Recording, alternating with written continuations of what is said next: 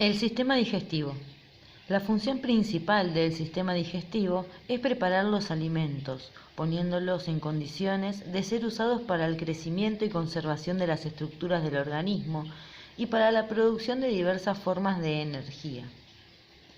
El principio fundamental en el que se basa la digestión es la degradación de las complejas moléculas de ciertos alimentos mediante una serie de cambios químicos, dando lugar a moléculas más sencillas. Estas pueden ser absorbidas en forma soluble a través de las paredes del tubo digestivo y pasar al torrente circulatorio, en el caso de las proteínas e hidratos de carbono, o a los vasos quilíferos del sistema linfático, si el alimento se encuentra en forma de aceite o grasa. El agua se absorbe directamente a través de las paredes del tubo digestivo. Pero son pocos los alimentos utilizables directamente de los vertebrados sin que previamente hayan de experimentar una digestión. En realidad, el alimento que hay en el tubo digestivo no está aún en el interior del cuerpo. Hasta que no sea digerido y penetre en los sistemas sanguíneo o linfático o se incorpore de cualquier otro modo a los tejidos orgánicos, no se puede decir que forma parte del cuerpo. Las sustancias ingeridas que no pueden ser digeridas no llegan a entrar en el organismo, sino que atraviesan el tubo digestivo y son expulsadas sin alteración.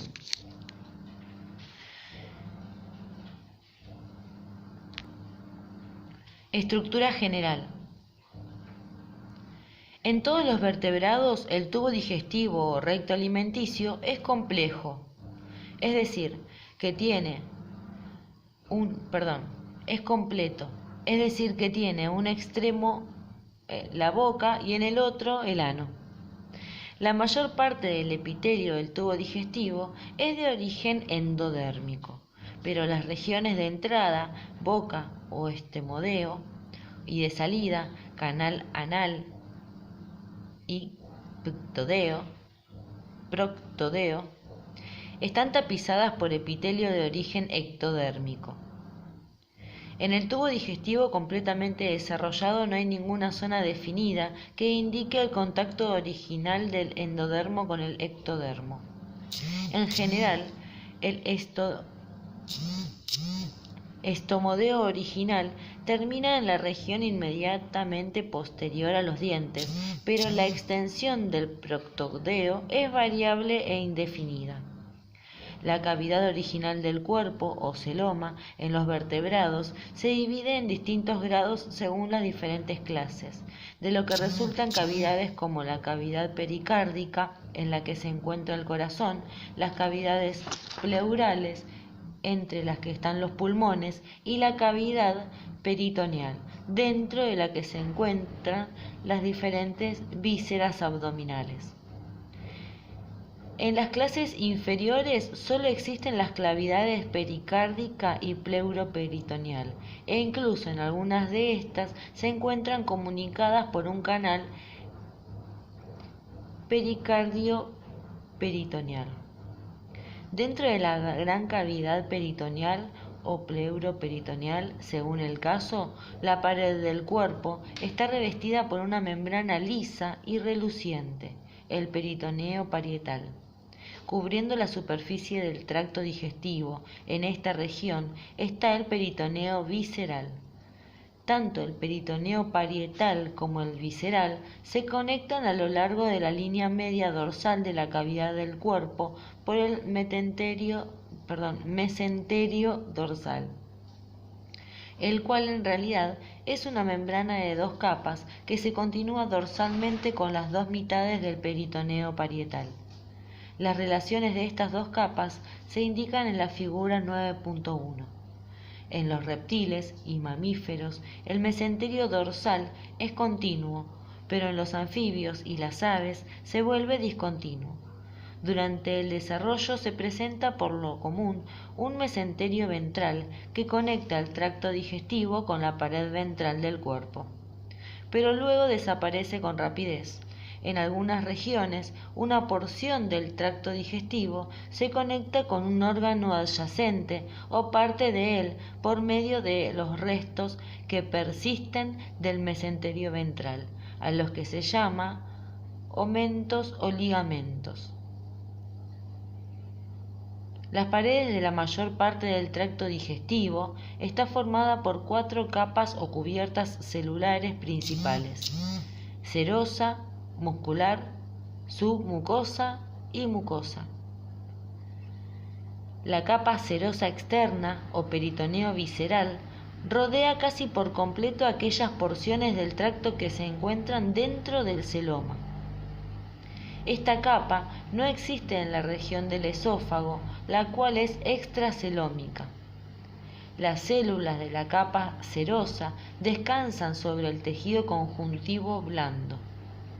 Por debajo de la capa mencionada se encuentra la capa muscular externa, la que a su vez se compone de 2 capas denominadas capa longitudinal externa y circular interna, respectivamente. Estas capas se disponen en espirales y entre las dos se encuentra una red nerviosa, el plexo mientérico parasimpático o plexo de Auerbach.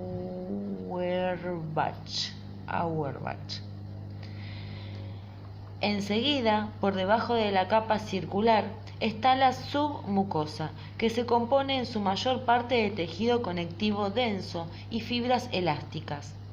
Las glándulas intestinales están localizadas en esta capa. También se observa una gran cantidad de vasos sanguíneos y linfáticos, además de un plexo de células y fibras nerviosas, el plexo de Meissner de la submucosa.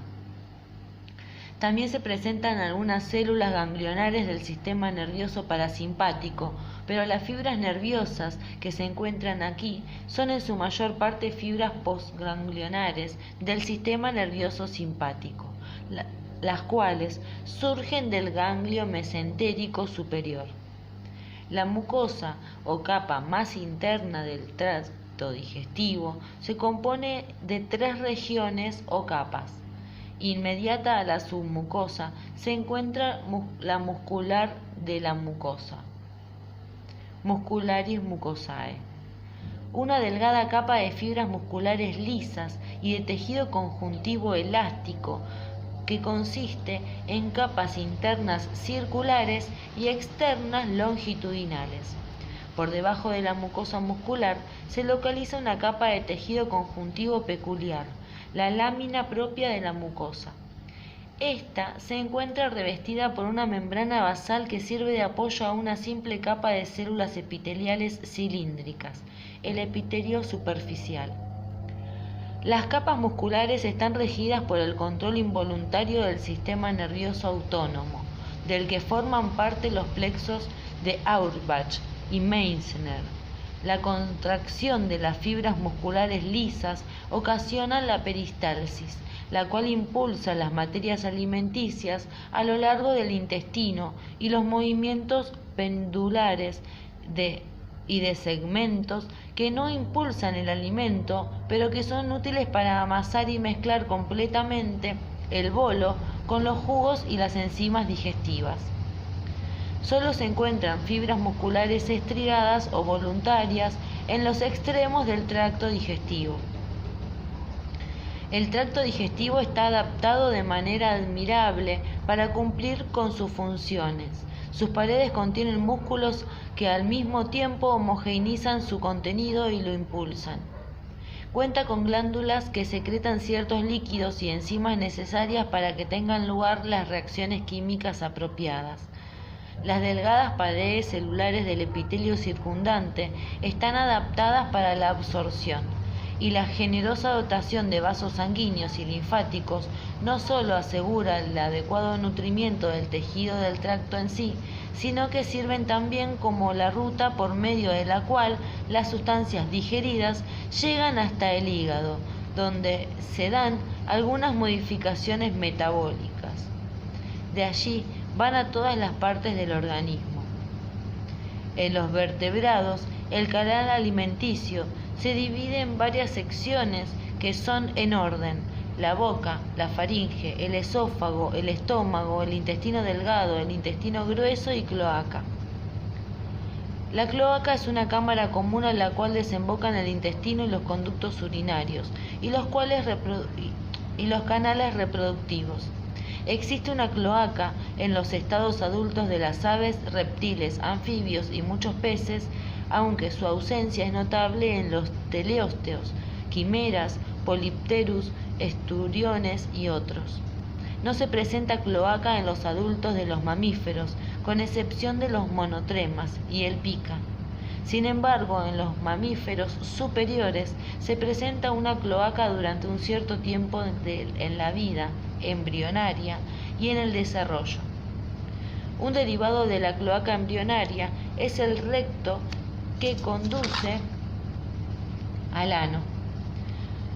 Las glándulas digestivas, como las glándulas salivales, hígado, páncreas y vesícula biliar, derivan del canal alimentario endodermo, en el que se conectan mediante ductos.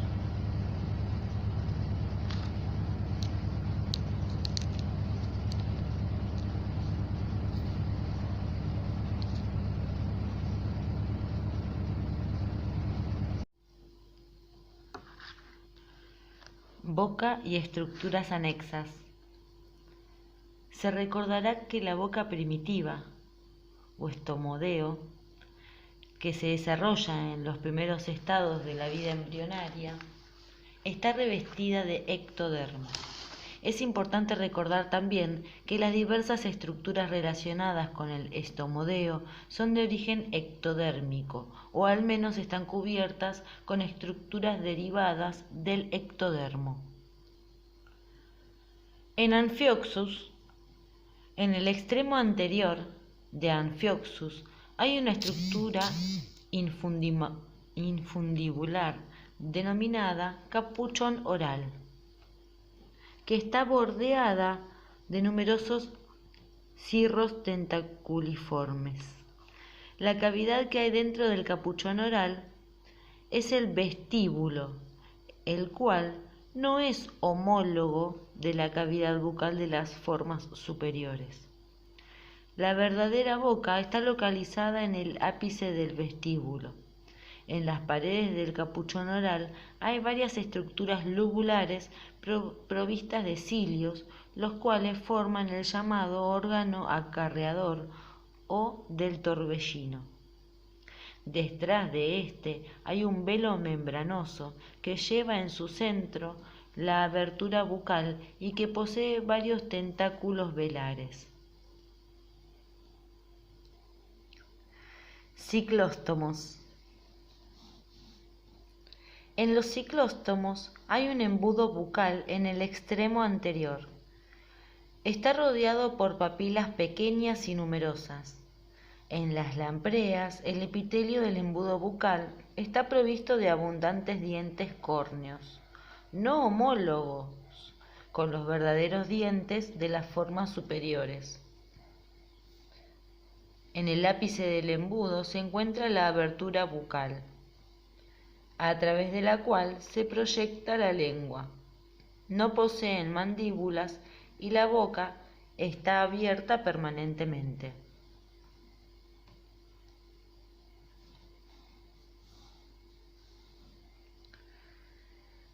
Todos los restantes vertebrados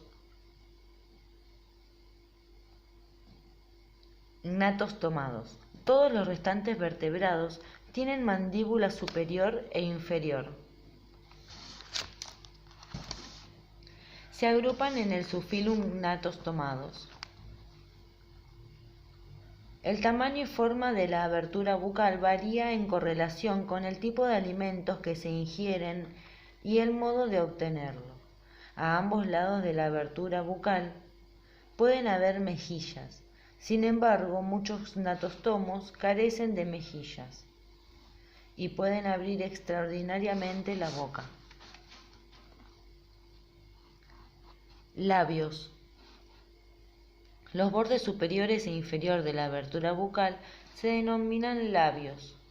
De todas las formas inferiores, de los mamíferos, los labios son rígidos y consisten en pliegues epiteliales o almohadillas de tejido conjuntivo, que se juntan cuando se cierra la boca.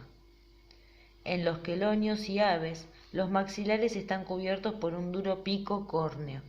Solo en los mamíferos existen labios móviles, salvo en notables excepciones como ocurre en el ornitorrinco o en las ballenas. El pico del ornitorrinco no es córneo, sino blando, flexible y extremadamente sensible. Las ballenas solo poseen empaques de tejido conjuntivo que les sirven para mantener la boca herméticamente cerrada. Los labios de los mamíferos están cubiertos por tegumento, por su cara exterior, y recubiertos con una membrana mucosa en la cara interior. Entre ambas zonas hay un área modificada, la cual en el hombre, en los humanos, es muy ostensible y está profundamente dotada de receptores sensoriales. Vestíbulo. El espacio comprendido entre los labios y las mandíbulas se denomina vestíbulo. A ambos lados de la abertura bucal, el vestíbulo puede estar delimitado hacia el exterior por las mejillas y hacia el lado interior por las encías. En los mamíferos existe un frenillo labial, el cual es un pliegue de la membrana mucosa que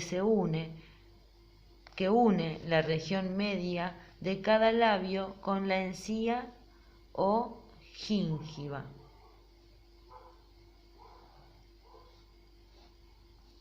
Ciertos mamíferos presentan en las mejillas unas bolsas de gran tamaño denominadas abasones, pero no todas son homólogas. En algunas especies, como los geómidas, son bolsas externas de piel que están cubiertas de pelo y sirven para almacenar temporalmente el alimento. En el vestíbulo desembocan una gran diversidad de glándulas, en su mayoría mucosas. Las glándulas mucosas salivales son pequeñas estructuras que se abren en la superficie interna de los labios. En el hombre se pueden identificar como pequeñas protuberancias cuando se presiona la lengua contra los labios. En algunos mamíferos existen glándulas mucosas molares que desembocan cerca de los molares. El conducto paratoideo, conducto de Stensen o steneos de la glándula parótida se abre en el vestíbulo, frente al primero o segundo molar superior en humanos y en un punto homólogo en otros mamíferos.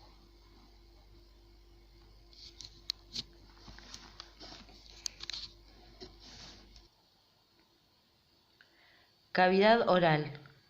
En los peces, la boca sirve para el paso de los alimentos y también tiene que ver con el paso del agua en la que está disuelto el oxígeno utilizado en la respiración. En la mayoría de los peces, las cavidades nasales son independientes de la cavidad oral, pero en los arcopterigios se comunican con la boca por medio de un par de narinas internas o coanas. En los anfibios, el recubrimiento de la cavidad oral es ciliado y el tejido que está inmediatamente por debajo del epitelio es notable por su vascularización, sirviendo así como un importante auxiliar en la respiración. El techo de la boca y la faringe, por lo común, se denomina paladar. En gran parte de los reptiles y aves se presentan un par de pliegues palantinos que crecen medialmente en una extensión variable a cada lado. Esos pliegues palantinos no se unen en la línea media, por lo que se forma una hendidura palatina, a través de la cual se comunican las cavidades oral y nasal. Tanto en los cocodrilianos como en los mamíferos, unas prolongaciones de ciertos huesos del cráneo, emitidas en dirección de la línea media, llegan a fusionarse con sus contrapartes del lado opuesto, formando un paladar secundario, que separa, de hecho, las fosas nasales de la cavidad oral, excepto en el extremo faríngeo. La parte cefálica del paladar secundario es el paladar duro, que está reforzado por algunas porciones de los huesos premaxilar, maxilar, palantino y en algunas formas pterigoides. En los mamíferos, la parte caudal es el paladar blando, el cual carece de una estructura ósea. El desarrollo anormal del paladar de los mamíferos puede dar como resultado la condición conocida como paladar hendido. Las fosas nasales se comunican con el paladar blando mediante la faringe superior.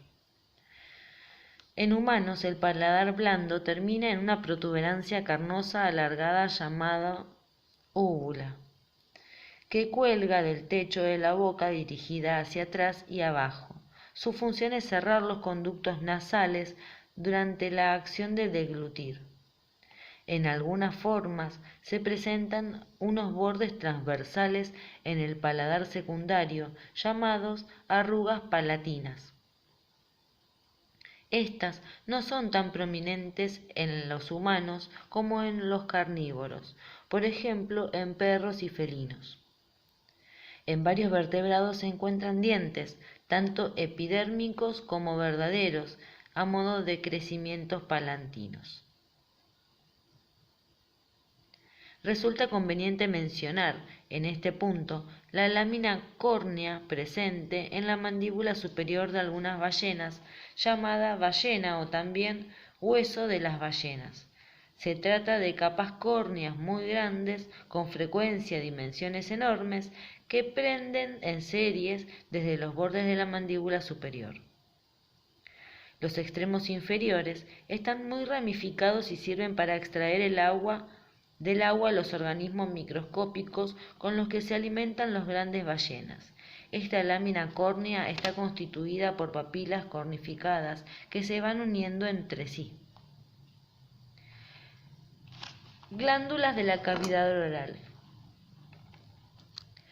La llamada glándula salival de los ciclóstomos se abre en el interior de la cavidad bucal, bien lateralmente o debajo de la lengua. Esta glándula segrega una sustancia anticoagulante denominada lanfedrina,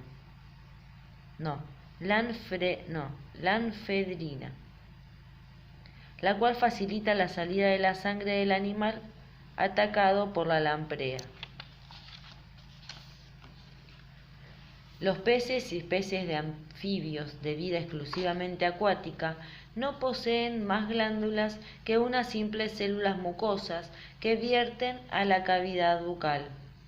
Las glándulas aparecen por primera vez en la boca de los vertebrados terrestres, siendo su principal función humedecer el alimento y lubricarlo para facilitar la deglución. En las formas superiores tiene lugar una especialización de las glándulas de la boca, pudiendo tomar parte de la captura de las presas y en la digestión. En los ofidios y saurios venenosos hay ciertas glándulas bucales que constituyen unos peligrosos órganos de defensa.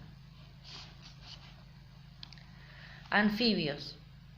En los anfibios terrestres hay una glándula mucosa intermaxilar o internasal, situada en el tabique nasal. La secreción de esta glándula constituye a dar a la lengua sus propiedades adhesivas. Las cecilias carecen de ella. En los sapos y ranas hay una glándula faríngea cerca de las coanas, en las que vierten su secreción. En la lengua práctil de los sapos y las ranas y algunas salamandras existen numerosas glándulas linguales, cuya secreción facilita la captura de las presas. En algunas ranas, las glándulas bucales segregan una enzima digestiva, la tliadina.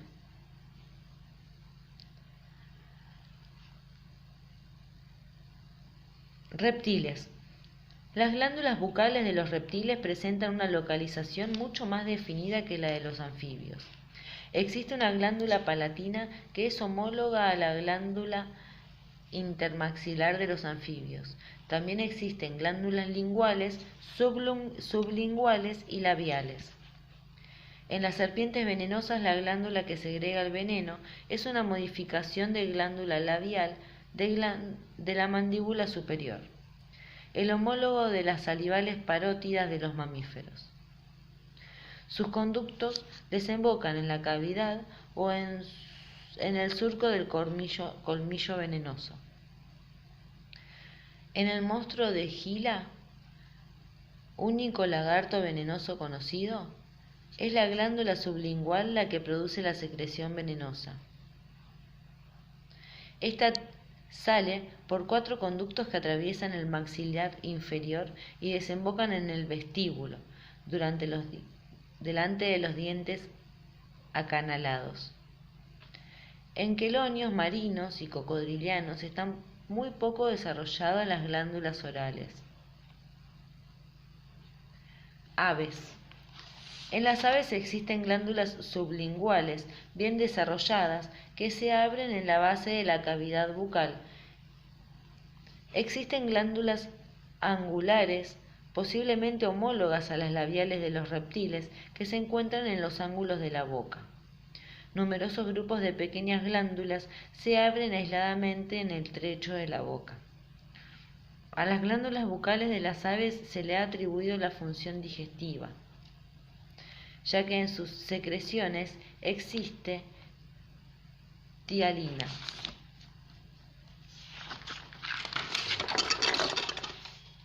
Mamíferos. En el paladar y la lengua de los mamíferos se localizan muchas glándulas mucosas. En este grupo aparecen por primera vez las glándulas salivales, las cuales son de tamaño considerable y están agrupadas de un modo definido. Solo entre las ballenas y los sirénidos están reducidas de modo secundario o faltan totalmente. Existen por lo común 3 juegos de glándulas salivales denominadas de acuerdo a su posición. La glándula parótida, que se localiza en la región del oído, generalmente por debajo y un poco hacia enfrente del meato auditivo externo. El conducto paratoideo, conducto de Stenón, que pasa por encima del músculo mesenterio de la mejilla para internarse en el vestíbulo de la boca por la parte opuesta a los molares superiores. En humanos, con la enfermedad conocida como paperas, se caracteriza por la inflamación de las glándulas paratoideas. La glándula submaxilar se encuentra en la parte posterior de la mandíbula del conducto submaxilar. Tiene su salida frente a la lengua, a la altura de los incisivos inferiores. La glándula sublingual es aún más pequeña que las otras. Se compone de una porción principal con su conducto de Bartholin y un buen número de pequeñas unidades, cada uno con su conducto de Ribino. Los conductos se abren por separado hacia el interior de la cavidad oral a lo largo del canal mandíbulo-lingual. En los herbívoros, como los artiodáctilos, se presentan las glándulas molares, mucosas bien desarrolladas. Su secreción sirve como auxiliar para el paso de los vegetales tan ásperos que estos animales tienen que digerir.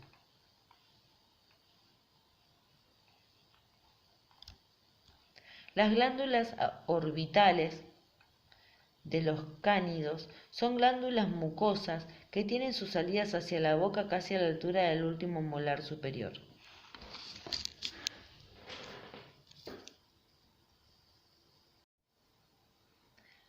La lengua está representada en los distintos vertebrados por estructuras muy diversas y no siempre homólogas con el órgano de los mamíferos.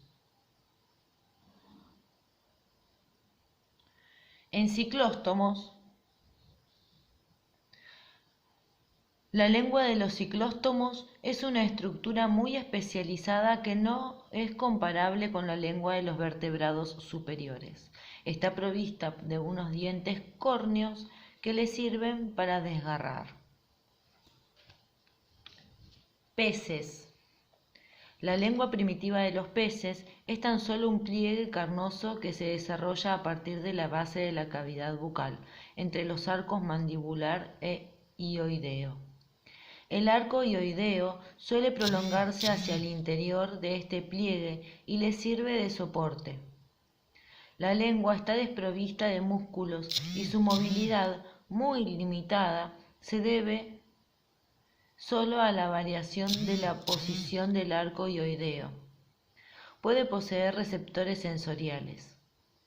En algunos peces, la lengua lleva pequeñas papilas y en unos pocos teleósteos, como el salmón, puede haber dientes sobre la lengua, implantados en el hueso glosoidal,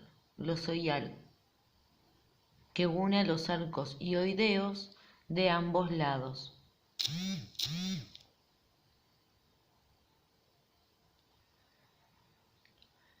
Anfibios. En los anfibios se encuentran cuatro condiciones diferentes en relación con la lengua.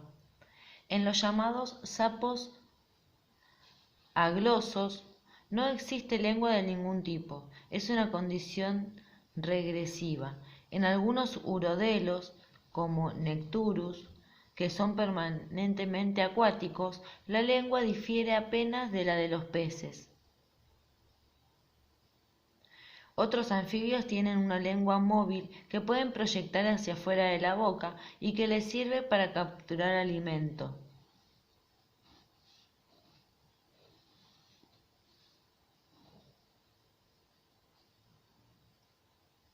Este tipo de lengua consta de una porción basal, homóloga a la lengua primitiva de los peces, y de una región anterior glandular, bien provista de músculos protráctiles y retráctiles, que son los que realmente constituyen la lengua definitiva. En los sapos y ranas la base de la lengua se une al borde anterior de la mandíbula. Su extremo libre se abre hacia atrás sobre el fondo de la boca cuando la lengua está en reposo y se proyecta fuera de la boca cuando está en actividad. En los urodelos la lengua tiene una inserción más extensa en el arco hioideo que le sirve de soporte. Algunas salamandras como Eurycea pueden proyectar la lengua de forma de hongo Bolerus directamente y retraerla de nuevo con gran rapidez. Reptiles. En los quelonios y cocodrilianos la lengua no es protráctil y se inserta en el fondo de la boca. En cambio, en los ofidios y saurios tienen una lengua bien desarrollada que pueden proyectar y retraer. La lengua de algunos saurios sirve como órgano prensil para la captura de presas. Se ha descrito que la lengua bífida de algunos saurios y ofidios, cuando se retrae, se aloja en las fosetas ciegas del órgano de Jacobson, que se abre a ambos lados de la cavidad bucal, cerca de las coanas.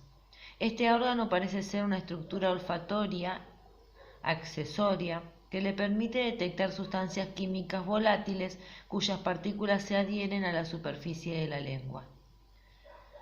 La lengua de los reptiles está más perfeccionada que la de los anfibios. Está formada por un pliegue que se asienta sobre el arco hioideo y un homólogo a la lengua glandular de los anfibios. Este último surge entre el hueso basilar y la mandíbula inferior. También constituye la formación de la lengua un par de pliegues linguales laterales que hay encima del arco mandibular. La lengua se compone de 4 partes que se han fusionado entre sí. Aves. La lengua de las aves carece prácticamente de musculatura intrínseca y por lo común está revestida de material córneo. La única manera en que el ave podría mover la lengua es alternando la posición del aparato hioideo, el cual le sirve de sostén. Se perdieron ya los pliegues linguales laterales de los reptiles. Mamíferos. La lengua de los mamíferos es la mejor desarrollada de todas. Es móvil en todos con excepción de las ballenas y contiene músculos intrínsecos bien desarrollados. Los músculos son estriados y se disponen en haces entrelazados en 3 planos, que explican la gran movilidad de la lengua de los mamíferos. Está muy especializado en cada uso está muy especializado en el oso hormiguero y en sus músculos pueden llegar tan atrás que alcanzan el esternón. En los mamíferos la lengua deriva de 5 porciones separadas fusionadas. Se incluyen el tubérculo impar, los crecimientos linguales laterales, pares del arco mandibular que constituyen el cuerpo de la lengua y unos bordes pareados carnosos producidos por el arco hioideo y los arcos viscerales tercero y cuarto, de los cuales se forma la raíz de la lengua. La glándula tiroides se origina en principio a partir de la línea media de un punto en el que las 2 porciones, cefálica y caudal, se juntan. Este punto está representado por una pequeña depresión, el foramen ciego. La membrana mucosa que está debajo de la porción frontal de la lengua de los mamíferos forma un pliegue medio, el frenillo lingual, que se une al piso de la boca. La lengua cuenta con papilas de varios tipos, que pueden o no estar asociadas con las papilas gustativas. Entre las más comunes en los mamíferos están las filiformes, las fungiformes, las foliadas y las circunvaladas o califormes. Las papilas filiformes son pequeñas proyecciones cónicas que constituyen la mayor parte de la superficie áspera de la lengua. En la familia de los gatos, Felidae, el epitelio que recubre las papilas filiformes está muy cornificado. Las papilas fungiformes, como su nombre lo indica, son estructuras con forma de hongos esparcidos sobre la superficie de la lengua. Las papilas foliadas son amplias y con forma de hojas. Su cantidad varía según diferentes especies, pero en general se sitúan cerca de la base de la lengua. Este tipo de papilas no se presenta en humanos. Las papilas circunvaladas son grandes y su número muy reducido. Cada una está rodeada por una fosita y se disponen en forma de V, con el ápice señalando hacia la base de la lengua. V corta lingual, detrás del cual se encuentra el foramen ciego.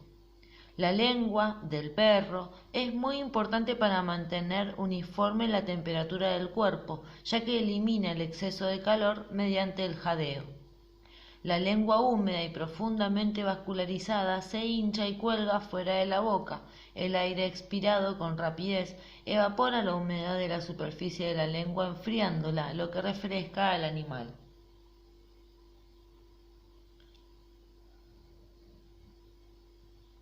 Dientes. Los dientes sirven en principio para cortar, trozar y triturar el alimento, pero pueden servir además para el ataque o la defensa. Sin embargo, la mayoría de los vertebrados utilizan sus dientes para sujetar presas. En los vertebrados se distinguen 2 tipos de dientes, epidérmicos y verdaderos. Dientes epidérmicos. Consisten en protuberancias epiteliales cornificadas, duras y angusadas. aguzadas.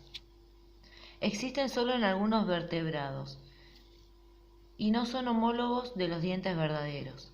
Quizás los dientes epidérmicos mejor desarrollados sean los de los ciclóstomos. En las lampreas se disponen de una manera definida en la superficie interna del embudo bucal y en la lengua. En los anfibios, los dientes epidérmicos están localizados en los bordes de las mandíbulas, de las larvas de los anuros, y les sirven para roer las algas de las que se alimentan. El ornitorrinco posee dientes epidérmicos en forma de placas córneas. Los dientes verdaderos solo existen durante la vida embrionaria y desaparecen poco antes del nacimiento. Este tipo de placas trituradores existen también en los sirénidos, los cuales poseen además dientes verdaderos. Dientes verdaderos.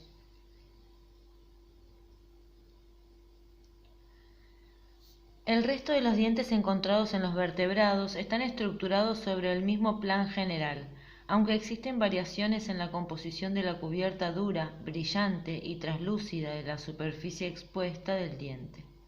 En los mamíferos, esta capa externa de esmalte derivado del ectodermo. En los peces y anfibios que poseen dientes verdaderos, la capa externa se compone de vitrodentina, la que supuestamente es de origen mesodérmico. La estructura de los dientes con vitrodentina es en general muy semejante a la de las escamas de tipo placoideo de los peces elasmobranquios. Una opinión sostiene que los dientes verdaderos derivan filogenéticamente de la escama del tipo placoideo. Un punto de vista moderno establece que ambas estructuras son restos modificados de las placas dérmicas óseas que formaban parte de las armaduras de antepasados como ostracodermos y placodermos, por lo que son homólogas. El tipo de diente verdadero cuya cubierta es de vitrodentina, de acuerdo con lo anterior, se desviaría menos del tipo ancestral que el diente de los mamíferos con su cubierta de esmalte. Estructura. Aquella porción del diente verdadero que permanece expuesta y que se denomina corona está cubierta por vitrodentina o esmalte, según sea el caso.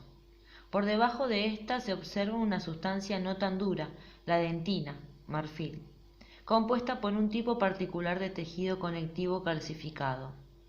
La dentina a su vez rodea una cavidad pulpar llena de tejido conectivo blando y dotada de pequeños nervios y vasos sanguíneos. El origen embrionario de los dientes de los mamíferos es doble. El esmalte deriva del ectodermo, del estomodeo del resto. El origen embrionario de los dientes de los mamíferos es doble. El esmalte deriva del ectodermo, del esodermo, del resto.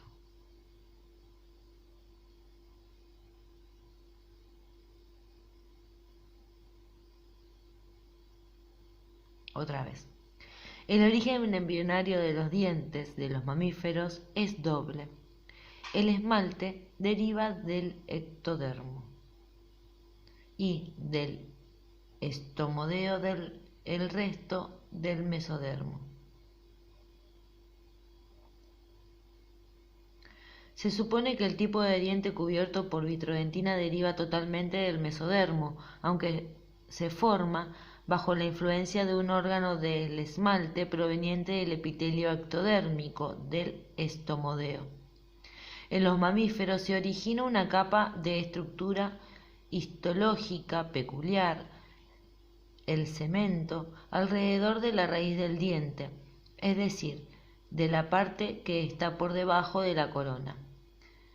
En la punta o ápice de la raíz se localiza una pequeña abertura a través de la cual pasan los nervios y los vasos sanguíneos que van a la cavidad pulpar. Se denomina este orificio agujero apical.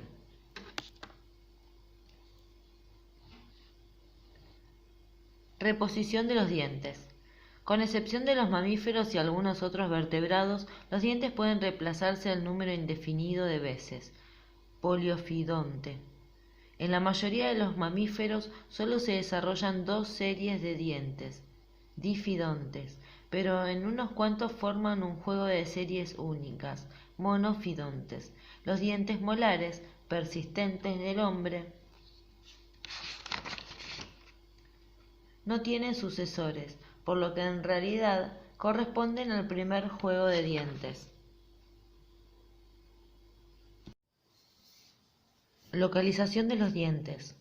Los dientes pueden estar localizados en cualquier región oral o faríngea, siempre que esté revestida por ectodermo procedente del estomodeo y existe un cartílago o hueso que les sirva de soporte. Por lo común se localizan en los premaxilares, maxilares y mandíbula, pero en cierta forma se encuentran también en el vómer, platino, pterigoides, parasfenoides y esplenio. Algunos peces poseen dientes linguales unidos al arco hioideo, el cual les sirve de soporte. En otros, pueden encontrarse incluso en los arcos branquiales. Formas de los dientes. La mayoría de los vertebrados inferiores a los mamíferos tienen dientes de configuración uniforme, homodoncia. En la mayoría de los mamíferos y en algunos peces los dientes se disponen por grupos, de forma y función diferentes. Heterodoncia. Algunos mamíferos, como las ballenas dentadas, tienen dentición homodonte, pero la mayoría son heterodontes y presentan 4 tipos de dientes: incisivos, caninos, premolares y molares. Implantación de los dientes. La manera en que los dientes se fijan por sus bases a las estructuras que les sirven de soporte también varían. En algunos peces, cocodrilianos y mamíferos, los dientes se impulsan en los alvéolos de las mandíbulas. Implantación teocodonte. Muchos reptiles fósiles tenían dentición teocodonte. Lo mismo ocurría con Archaeopteryx entre las aves. En los mamíferos hay 2 tipos de raíces, abiertas y cerradas. En las primeras, la cavidad de la pulpa o canal radicular es amplio y abierto, y los dientes pueden continuar creciendo durante toda la vida.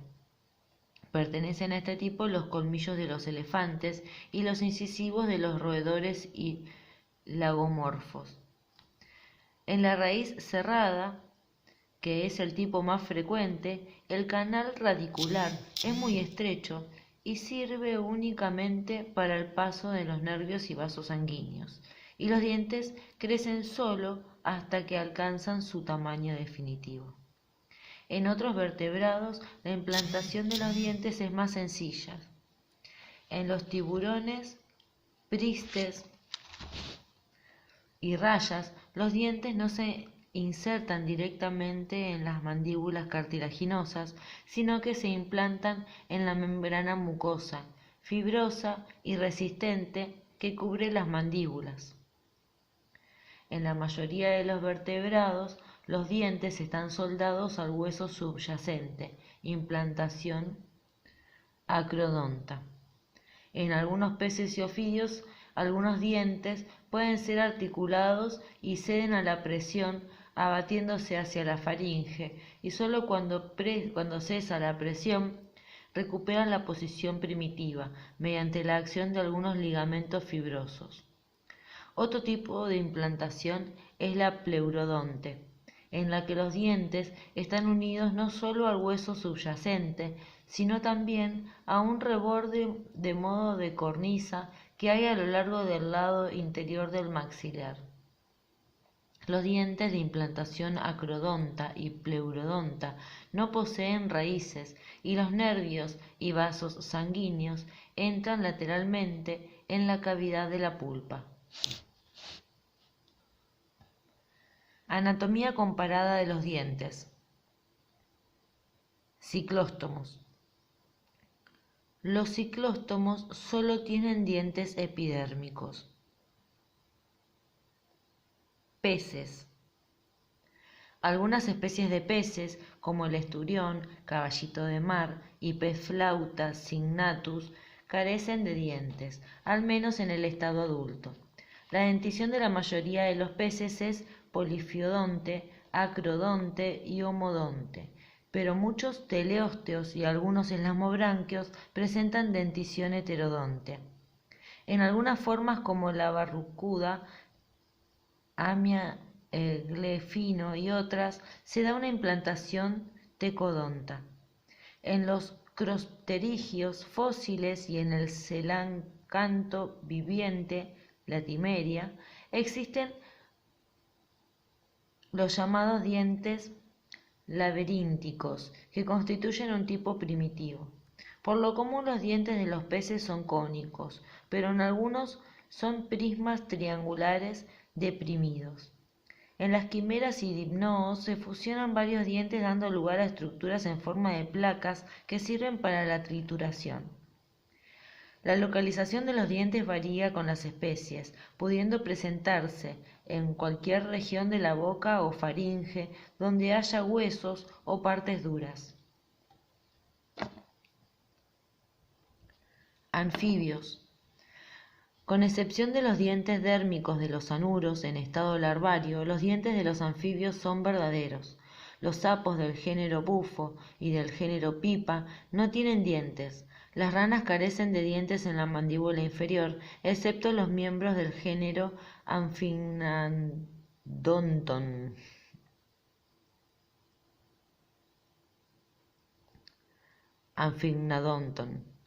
Algunos anfibios fósiles poseían dientes labirínticos córnicos, pero en las formas modernas son estructuras simples con formas de clavija. Los dientes de los anfibios están confinados a los maxilares, los palatinos y los vómeres.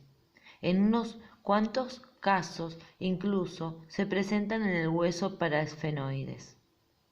Los anfibios son polifiodontos, homodontos y acrodontos.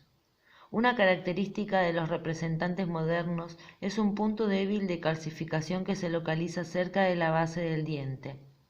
La parte superior del mismo falta por lo regular en los esqueletos preparados, en los cuales solo se presenta la base del diente. Este tipo de dentadura se denomina pedicilada.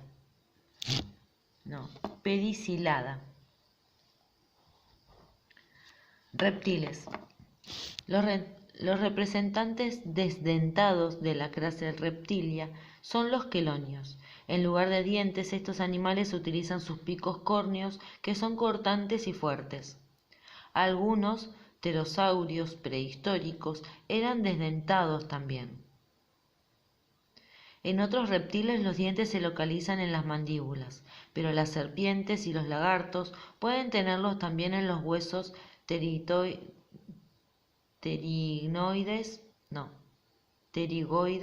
y palatino.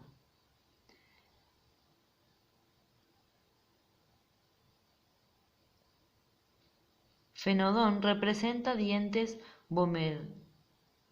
vomerinos, lo que es notable entre los reptiles.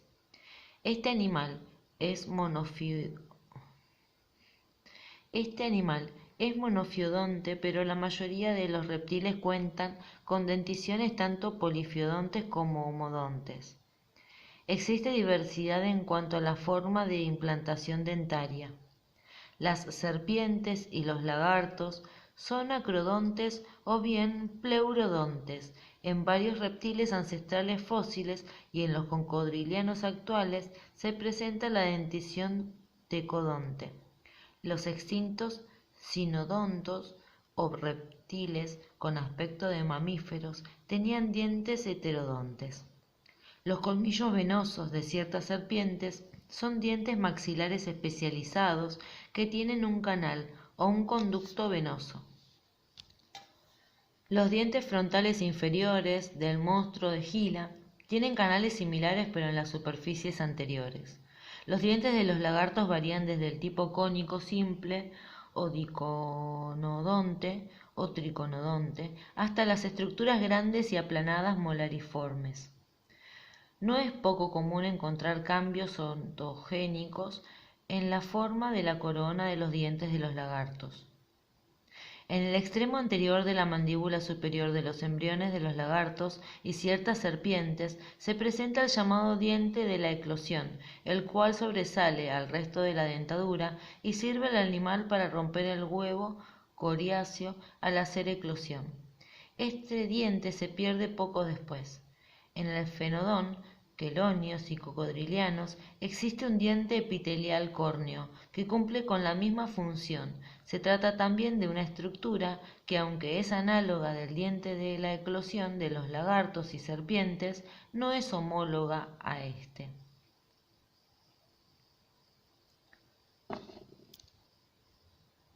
Aves. Las aves actuales carecen de dientes. El Archaeopteryx tenía dientes tecodontes bien implantados en los alvéolos. El Ichthyornis tenía dientes cónicos implantados en alvéolos pero poco profundos, mientras que los de Hesperornis se insertaban en un surco continuo. Muchas aves tienen un diente transitorio epitelial y córneo que contribuye a romper el cascarón del huevo al momento de la eclosión. Mamíferos. Solo se conocen algunos mamíferos desprovistos de dientes. El ornitorrinco adulto carece de dientes verdaderos y solo tiene dientes epidérmicos. Durante su desarrollo hay una dentición, pero pronto desaparece. En Echidna no existen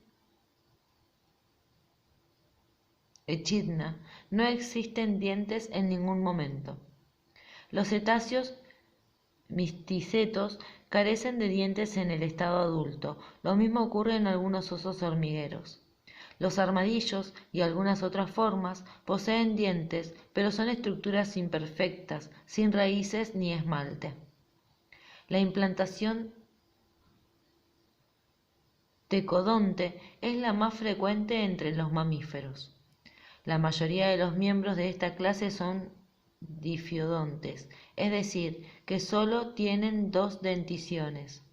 La primera, llamada dentición de leche, se pierde y es sustituida por una dentición permanente. En los murciélagos y cobayos, los dientes de leche se caen antes del nacimiento. Algunos mamíferos, como el ornitorrinco, cetáceos odontocetos, perezosos y sirénidos, son monofidontes. Los marsupiales constituyen un grupo intermedio, en el sentido de que conservan todos los dientes de leche, excepto los últimos premolares. En algunos marsupiales se ha observado una dentición preláctea. En el hombre se ha descrito en ocasiones una tercera dentición, que aparece después de la permanente. Parece ser, pues, que en los mamíferos pudieron existir originalmente 4 denticiones, circunstancia que se aproxima a la polifiodoncia de los vertebrados inferiores. Entre los mamíferos solo son homodontes los cetáceos odontocetos, cuyo número de dientes oscila entre 2 y 200. Con esta única excepción, la dentición de los mamíferos es siempre heterodonte. En la mandíbula superior se distinguen 4 tipos de dientes. Los más anteriores son los incisivos, cuyas raíces se implantan en alvéolos de los huesos premaxilares. Cada lado de los incisivos hay un solo canino, que es el diente más anterior del hueso maxilar. Por lo general, se diferencia de los demás en que tiene una corona simple y puntiaguda y una sola raíz. A continuación de los caninos están los premolares o bicuspídeos, que son las formas más complejas, con 2 raíces. Por último están los molares, con varias raíces. Estos últimos no se mudan y se consideran por lo tanto como pertenecientes a la dentición de leche. Los dientes de la mandíbula inferior se corresponden con los que se acaban de distribuir en la mandíbula superior. El espacio natural que queda entre los dos tipos de dientes recibe el nombre de diastema. En los roedores y lagomorfos que carecen de caninos, existen un diastema a cada lado, entre los incisivos y los premolares. En el gato hay un diastema entre el canino y el primer premolar, a cada lado de la mandíbula inferior. En los mamíferos, a diferencia de los demás vertebrados, hay un número fijo de dientes, característico de cada especie y de una constancia sorprendente. En los mamíferos placentarios, la dentición heterodonte, el número máximo de dientes es de 44. Sin embargo, algunos marsupiales poseen mayor número, pero por lo común se observa una reducción en el número de uno o dos tipos de dientes. La forma de los molares y premolares varía en los diversos mamíferos de acuerdo con el tipo de alimento que ingieren y el modo de obtenerlo. Los premolares y molares de los carnívoros son del tipo secodonte, es decir, que sus coronas son afiladas y cortantes. En cada mandíbula hay una muela carnicera, que es un premolar en el maxilar superior y un molar en el inferior, especialmente desarrollado y que sirve para cortar. En humanos y algunos animales, las muelas son de tipo bunodonte, con pequeñas protuberancias en la corona y sirven para triturar.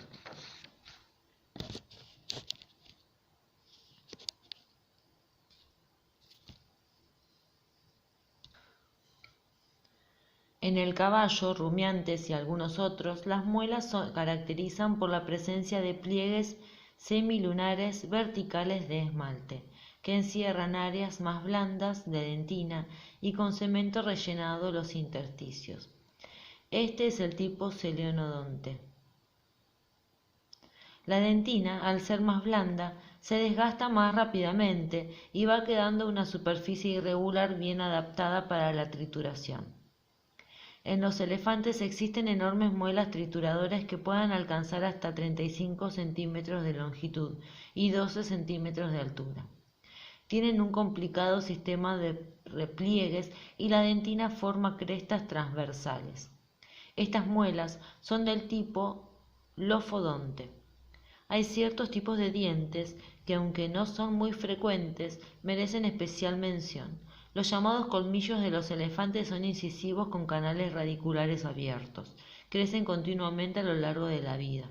Los incisivos de forma de cincel de los roedores y lagomorfos son también ejemplos de dientes con canales radiculares abiertos y de crecimiento continuo. Solo la cara anterior de este tipo de dientes está cubierta de esmalte. Los colmillos del jabalí macho, con caninos extraordinariamente alargados, con canales radiculares anchos y persistentes, tanto el canino superior como el inferior se curvan hacia arriba. Los colmillos de la morsa, que se presentan en ambos sexos, son también caninos superiores ensanchados. En muchos mamíferos existen diferencias sexuales bastante sostenibles en la dentición. En los monos, por ejemplo, los caninos y los primeros premolares son bastante mayores en los machos que en las hembras.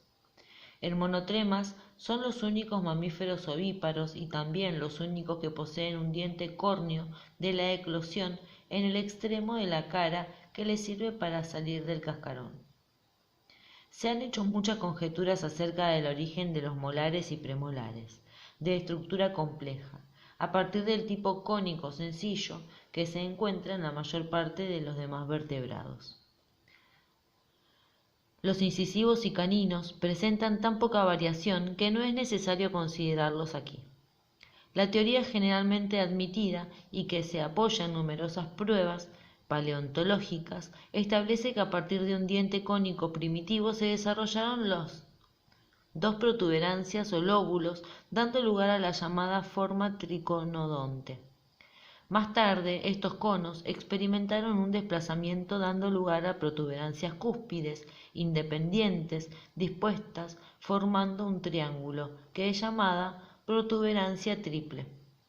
Aún pueden desarrollarse otras partes a partir de estas tres protuberancias originales, formándose cúspides, crestas y pliegues adicionales, y así pueden haber surgido los numerosos y diversos tipos de premolares y molares que se encuentran en los mamíferos actuales. Para más detalles acerca de esta teoría de la evolución de los dientes, consúltese la bibliografía.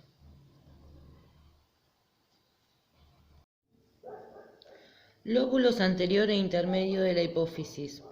Aunque la hipófisis no se puede considerar como parte del tubo digestivo, sus lóbulos anterior e intermedio derivan del epitelio ectodérmico de la cavidad bucal primitiva, y por ello deben mencionarse aquí como derivados del estomodeo. Faringe. La faringe revestida de endodermo es la porción del tubo digestivo que está inmediatamente después de la boca, recubierta de ectodermo. Su función como órgano del sistema digestivo es únicamente servir de comunicación entre la boca y el esófago, aunque en sus paredes están localizados los músculos que incitan los movimientos de la deglución. La faringe es particularmente importante en relación con la respiración. De sus paredes se derivan las branquias internas, pulmones y otras varias estructuras que se describen mejor en el capítulo del sistema respiratorio. Esófago. El esófago es la parte del tubo digestivo que está a continuación de la faringe. Por su extremo caudal se une al estómago. En algunos de los vertebrados inferiores es difícil distinguir el punto donde termina el esófago y comienza el estómago.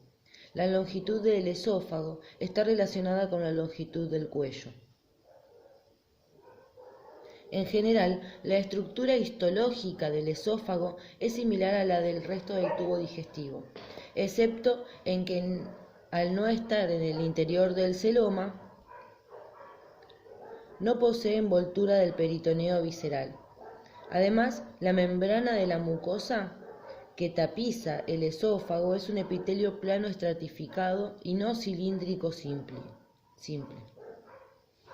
En la parte cefálica del esófago es donde en la mayoría de los casos las fibras musculares cambian del tipo voluntario estriado al tipo liso involuntario. Existen excepciones particularmente en los rumiantes, en los que las fibras estriadas se extienden a lo largo de toda la longitud del esófago y cuyas contracciones siguen estando bajo el control voluntario. Ciclóstomos. En la lamprea adulta existe una condición muy especializada que no se ha encontrado en los demás vertebrados. Hay dos tubos que saliendo de la cavidad bucal se prolongan hacia la parte caudal. Un esófago dorsal y una faringe ventral que termina en el fondo del saco y está exclusivamente relacionada a la respiración. A la entrada de la faringe está el velo que hace de válvula. El esófago presenta numerosos pliegues en su superficie. En los mixinoideos, como en los demás vertebrados, el esófago comienza en la parte caudal de la faringe. Peces. En los peces el esófago es muy corto. En su unión con el estómago es casi imperceptible. En algunos elasmobranquios, como Squalus acantias, existen numerosas papilas dirigidas hacia el extremo caudal que recubren el esófago y la primera parte del estómago. El esófago suele llevar numerosos pliegues longitudinales que le permiten ensancharse considerablemente. Anfibios. El esófago de los anfibios es extremadamente corto y no es más que una ligera constricción del tubo digestivo. En la mayoría de los anfibios, el epitelio del esófago es ciliado, como en el de la boca, y el movimiento de los cilios conduce las partículas de alimento hacia el estómago. En el epitelio esofaríngico de la rana existen células secretoras de las que se han atribuido una función digestiva. Reptiles. En los reptiles el esófago suele ser más largo que en las formas inferiores. Los pliegues longitudinales de sus paredes le permiten una considerable distensión, que es de especial utilidad en las serpientes, todas las cuales pueden engullir presas voluminosas. El epitelio del esófago de algunos quelonios marinos está cubierto de papilas cornificadas dirigidas hacia la parte caudal. Aves. En muchas aves el esófago también posee papilas córneas y está claramente delimitado del estómago. En las aves granívoras, en las rapiñas, el esófago forma un amplio saco o puede haber un divertículo ventral en forma de bolsa llamado buche, el cual sirve al ave para aprovisionarse de alimento abundante en un tiempo breve, disminuyendo así el riesgo de ser atacada por sus enemigos. También capacita al ave para competir con otras especies ante una cantidad limitada de alimento. En el interior del buche se humedece el alimento y aunque se duda que haya una digestión, los granos se pueden hinchar, quedando en mejor disposición de ser luego triturados y digeridos. El buche deja salir a intervalos porciones de su contenido que pasan al estómago. El buche se apoya en la fúrcula, hueso de la pechuga. En las palomas se presenta una adaptación peculiar, las llamadas glándulas del buche, que son dos zonas modificadas en las paredes del buche de ambos sexos. En realidad no se trata de glándulas, puesto que son estructuras citogénicas y formadoras de células. Después de un estímulo adecuado, las glándulas del buche se agrandan y comienzan una rápida proliferación celular. Luego se desprende un material nutritivo con aspecto de queso, llamado leche de pichón, que cae dentro de la cavidad del buche. Las palomas regurgitan esta sustancia dentro de las gargantas de sus polluelos, a los que les sirve de alimento. La actividad de las glándulas del buche está bajo el control de la prolactina, que es una de las hormonas de la glándula hipófisis. Parece que la actividad de las glándulas del buche se estimula por vía de la hipófisis con la incubación de los huevos, en la que participan tanto el macho como la hembra. Poco después de que los pichones terminan su crianza, las glándulas del buche recuperan su inactividad. Mamíferos. En los mamíferos existe una clara distinción entre el estómago y el esófago. La longitud del esófago varía según el largo del cuello, por lo que la jirafa posee el esófago más largo de todos. En su trayectoria hacia el estómago debe pasar a través del diafragma. La porción inferior al diafragma está revestida por un peritoneo visceral, lo que no ocurre en la porción superior. En los rumiantes, las primeras tres partes del estómago se modifican a partir del estómago verdadero.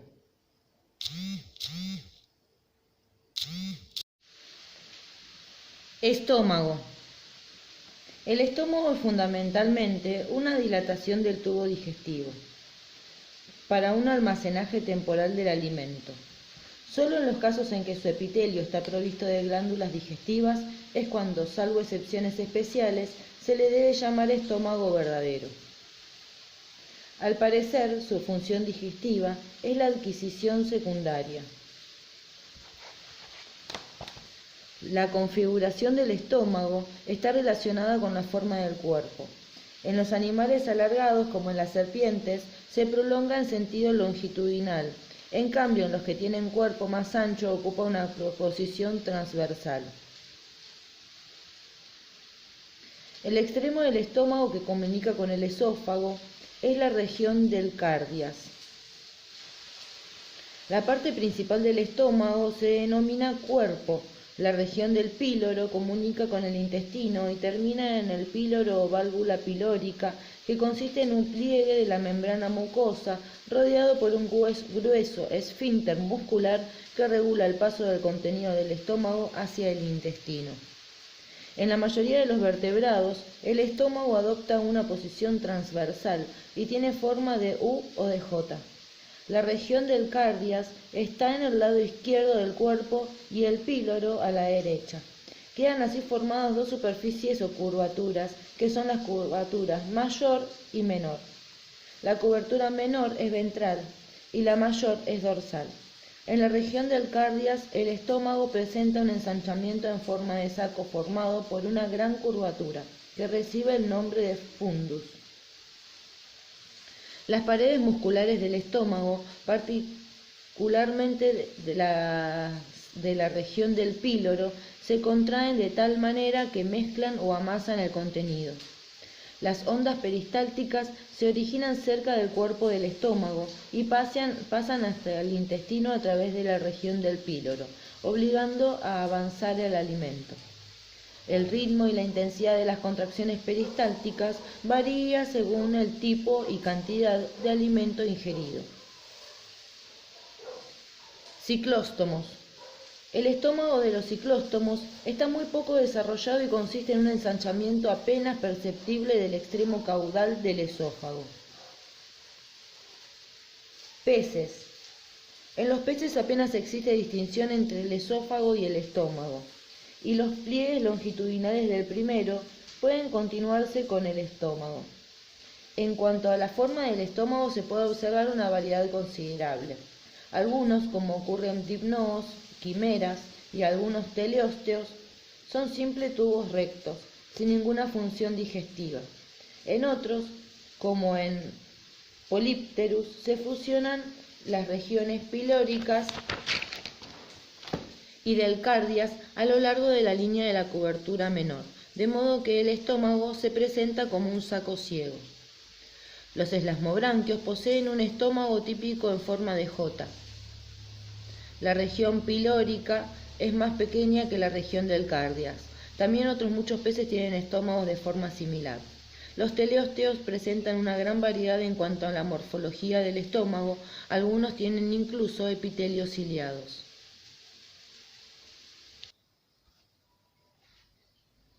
Anfibios.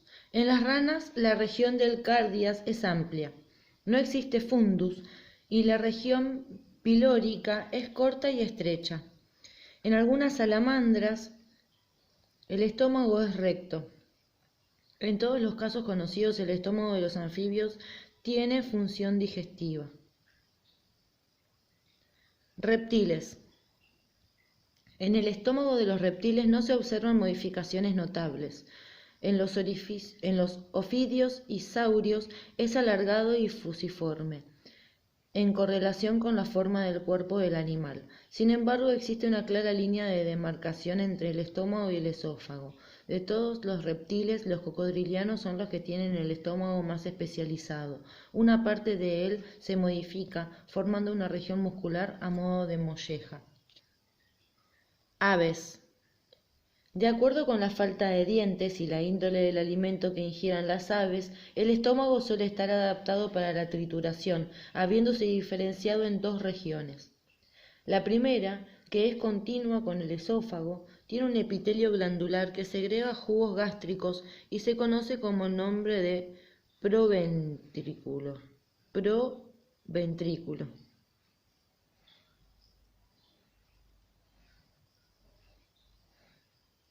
El alimento, una vez mezclado con el jugo digestivo en el proventrículo, pasa a la otra región muy modificada y altamente musculosa, la molleja. que representa la región pilórica del estómago y cuyos músculos forman un par de áreas discoidales con centros dentinosos. Las células glandulares de la molleja segregan una capa córnea resistente en cuya superficie puede haber protuberancias o tubérculos que facilitan el proceso de trituración del alimento. Las aves granívoras tragan piedrecitas que se alojan en la molleja y contribuyen a que el contenido quede reducido a una pulpa. La molleja está mejor desarrollada en las aves granívoras, mientras que en las insectívoras y en las de rapiña apenas está diferenciada. Mamíferos. El estómago de los mamíferos es de posición transversal y aunque presenta muchas modificaciones, en la mayoría de los casos responde a la configuración típica. En los monotremas, el epitelio gástrico carece de glándulas, quedando reducido al estómago a una especie de divertículo que solo sirve para almacenar el alimento. No se considera un verdadero estómago.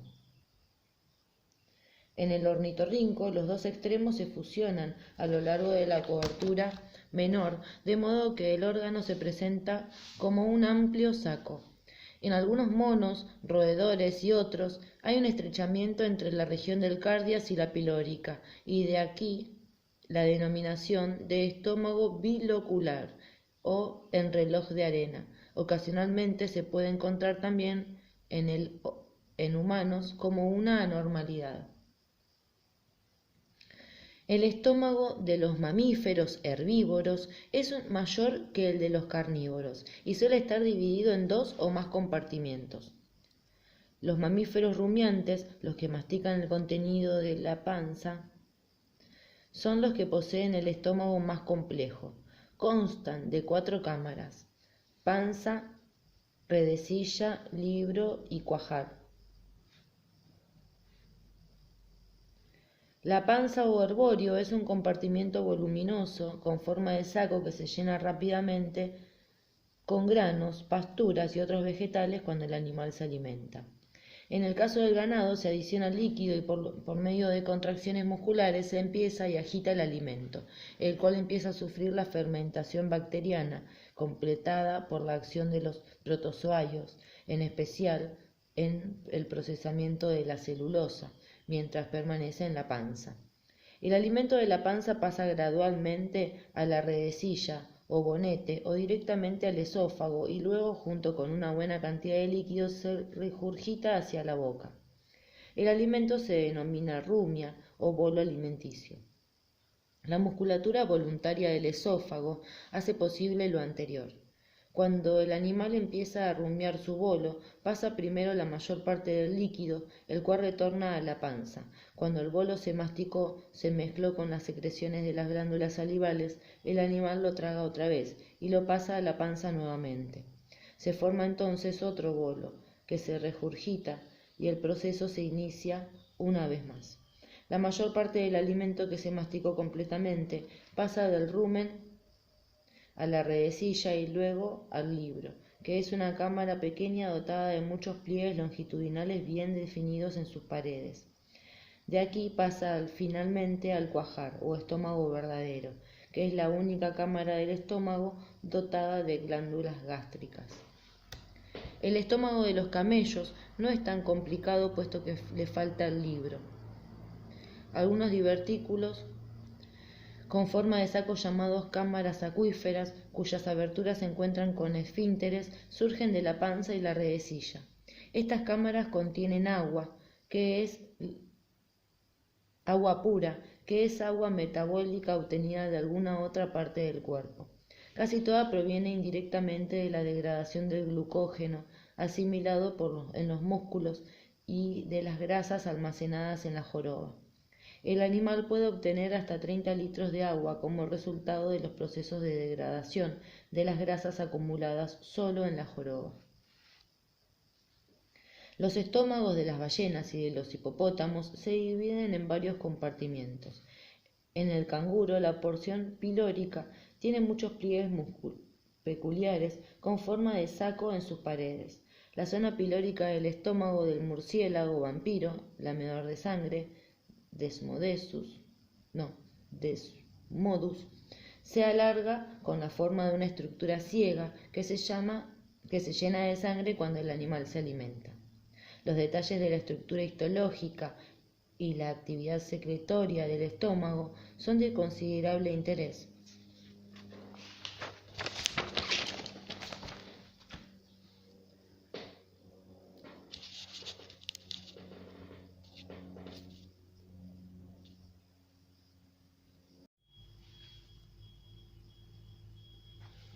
Intestino. La parte del tubo digestivo que está a continuación del estómago es el intestino. Es una parte muy importante del sistema digestivo en la que se mezcla el quimo, ácido del estómago, con la bilis alcalina del hígado, el jugo pancreático que viene del páncreas y las secreciones de un gran número de pequeñas glándulas que hay en las paredes del propio intestino. Estas secreciones transforman el alimento de manera que puede ser absorbido por las paredes del intestino y pasar a los sistemas sanguíneo o linfático, lo que distribuyen luego por todas las partes del organismo. El intestino consta de dos partes principales, una larga y estrecha, el intestino delgado, y otra ancha, el intestino grueso o colon. La parte del intestino delgado que está a continuación del estómago se llama duodeno. Aquí es donde desembocan los conductos procedentes del hígado y del páncreas. El intestino de los vertebrados presenta muchas modificaciones. En la mayoría de los casos sirve para aumentar la superficie del epitelio intestinal, encargada de la secreción de jugos digestivos y de la absorción de los productos de la digestión. El intestino puede ser largo y arrollado, puede dilatarse y tener divertículos denominados ciegos. El epitelio suele prolongarse en forma de pliegues longitudinales. También puede haber pliegues anulares de diversos tipos y numerosas prolongaciones, delgadas o vellosidades, por toda la superficie del epitelio. En algunos hay pliegue, la válvula espiral, que se extiende a lo largo de todo el intestino delgado. Las contracciones alternas de los músculos longitudinales y anulares de la pared intestinal producen tres tipos de movimientos, que son peristálticos, segmentantes y pendulares. El conjunto de estos movimientos da lugar al amasamiento y mezcla del contenido y la propulsión de los materiales hacia el extremo caudal del tubo digestivo. La longitud del intestino está relacionada con el tipo de alimentación. Es relativamente corto en las formas carnívoras, largo en las herbívoras.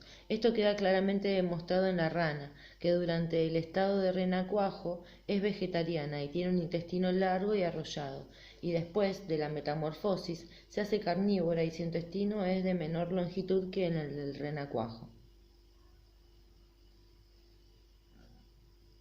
Ciclóstomos. El intestino de los ciclóstomos es rectilíneo. En su extremo posterior se ensancha ligeramente para formar el recto, el cual termina en el ano. Este se abre en el extremo cefálico de la depresión cloacal. Hacia el interior de la cavidad intestinal se prolonga un pliegue longitudinal, el tiflosole, que sigue una trayectoria similar a la espiral. Peces. En los elasmobranquios el intestino delgado es más corto que el estómago. Es amplio y casi recto. En su interior contiene una válvula espiral muy bien desarrollada. Estas válvulas espirales se encuentran también en los intestinos delgados de las quimeras, dipnoos, latimeria y de otros miembros del suborden Chondrosteus, Amia, Lepisosteus y otros. Se encuentran reminiscencias en los teleósteos y la presencia de válvulas espirales en algunos placodermos fósiles indican que se trata de un carácter primitivo. En los elasmobranquios el intestino grueso es un pasaje corto entre el intestino delgado y el ano, y se dobla ligeramente, luego se abre hacia la cloaca. Una glándula rectal larga y delgada se conecta al intestino por medio de un conducto que se abre cerca del punto de unión de los intestinos delgado y grueso. Esta glándula segrega una solución muy concentrada de cloruro de sodio, con lo que se elimina gran parte de la sal de la sangre. En los dimnoos se presenta un ciego cloacal. Muchos peces ciegos pilóricos que surgen de aquella parte del intestino. Muchos peces presentan ciegos pilóricos que surgen de aquella parte del intestino que está enseguida del píloro. En el Polypterus se halla solo uno, en la Macarela hasta 200. Muchas veces los ciegos pilóricos se agrupan en masas compactas mediante tejido conjuntivo.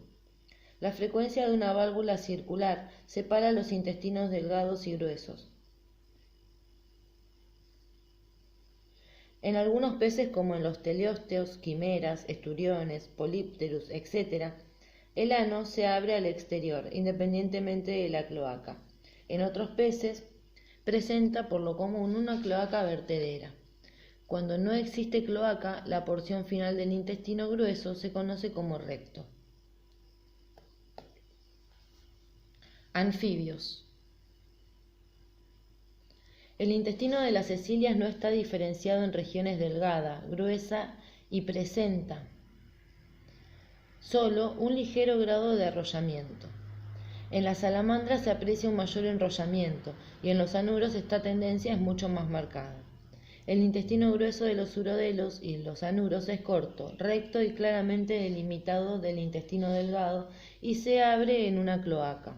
Un divertículo ventral de la cloaca de los anfibios da lugar a la vejiga urinaria. Es difícil discernir exactamente de qué hoja germinal, endodermo o ectodermo, deriva el epitelio de la cloaca de los anfibios.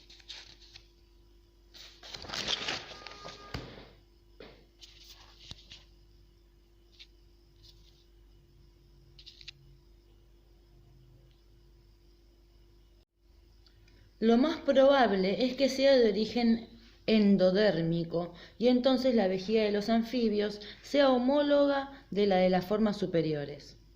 Entre el intestino delgado y el grueso suele haber una válvula ileocólica. Las vellosidades aparecen por vez primera en algunas especies de esta clase, aunque faltan en Rana pipiens y en otras. En el intestino delgado de algunos anfibios existen también unos pliegues anulares que son las válvulas conniventes.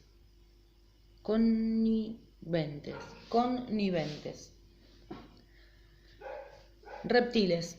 El intestino delgado de los reptiles es alargado, arrollado y de diámetro sensiblemente uniforme.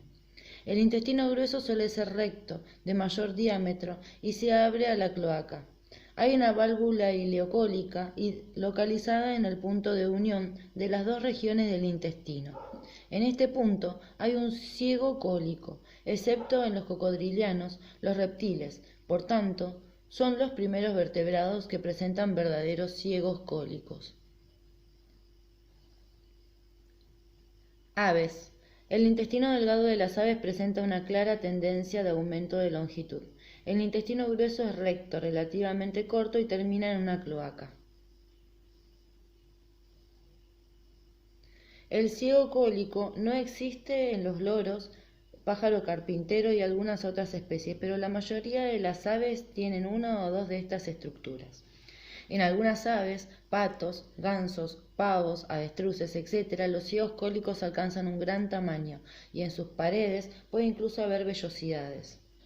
El enorme ciego del avestruz contiene un pliegue espiral que no existe en las demás aves. Mamíferos. El intestino de los mamíferos está más perfectamente desarrollado que en los demás vertebrados. El intestino delgado está arrollado y se compone de 3 regiones: duodeno, yeyuno e ileón. A veces se encuentra en el ileón una estructura a modo de foseta llamada divertículo de Merkel. Que presenta una reminiscencia del pedúnculo vitelino embrionario y no se ha reabsorbido de modo normal. El divertículo de Merkel consiste en un 2% de las personas adultas y puede acarrear trastornos graves. Suele afirmarse que la longitud media del intestino delgado humano es de 7 metros, pero en realidad existe mucha variación. El intestino grueso o colon es mucho más corto, pero de un diámetro considerablemente mayor. En las personas oscila entre 1,3 y 1,6 metros de longitud. El colon termina en el recto, que se abre al exterior por el ano. Entre los mamíferos solo tienen cloaca monotremas y los picas, lagomorfos. En los mamíferos herbívoros el intestino es muy largo, pudiendo alcanzar una longitud de 20 a 28 metros superior a la del cuerpo. En la vaca, la longitud media del intestino es de 50 metros y en el caballo de unos 30 metros. En las formas carnívoras la longitud del intestino es de solo 5 o 6 veces la longitud del cuerpo.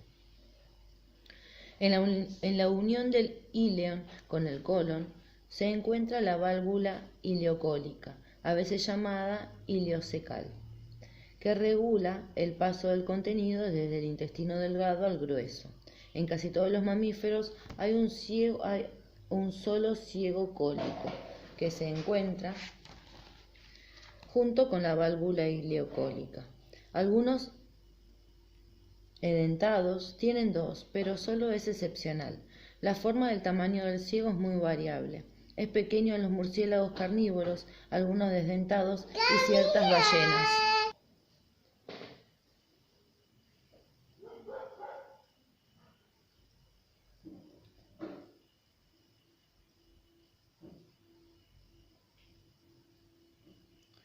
Repito, la forma y el tamaño del ciego es muy variable. Es pequeño en los murciélagos carnívoros, algunos desdentados y ciertas ballenas. En los marsupiales, los herbívoros y algunos roedores, el ciego es muy grande y puede exceder incluso la longitud del cuerpo. El ciego aporta el espacio adicional requerido para la función del colon y sirve además como un receptáculo de almacén de bacterias. En las personas, su extremo distal se ha degenerado y la reminiscencia es el apéndice, el cual está situado en el abdomen aproximadamente a 5 centímetros de la espina ilíaca anterosuperior derecha del íleon, sobre la línea trazada en este y el ombligo. Algunos monos presentan también apéndice, así como las civetas y algunos roedores. Se desconoce la función exacta del apéndice. Los millares de glándulas intestinales se clasifican dentro de dos tipos principales. Sus células segregan ciertas sustancias hormonales, secretina, pancreosimina y colecistoquinina, así como una gran cantidad de enzimas de importancia en la digestión. Además de las glándulas digestivas intestinales, el epitelio del intestino delgado cuenta con grandes cantidades de vellosidades de diversas formas. Las de las personas varían de 0,2 a 1 milímetro de longitud y son las que le dan su aspecto aterciopelado al recubrimiento del intestino. También se presentan vellosidades en el intestino grueso del embrión humano, pero desaparecen gradualmente de manera que al nacer el epitelio está casi liso. Las vellosidades contienen vasos sanguíneos y linfáticos, quilíferos, los que recogen los productos de la digestión una vez que estos se absorbieron. 3 superficies de las vellosidades tienen innumerables microvellosidades que se elevan de forma no cuantificable la superficie de absorción.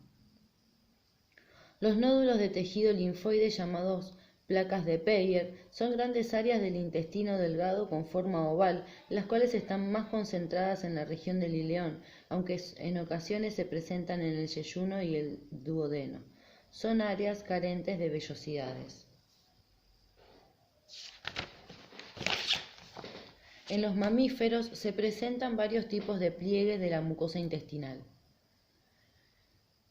En las personas se conocen a. Plicas de Kerckring o válvulas conniventes.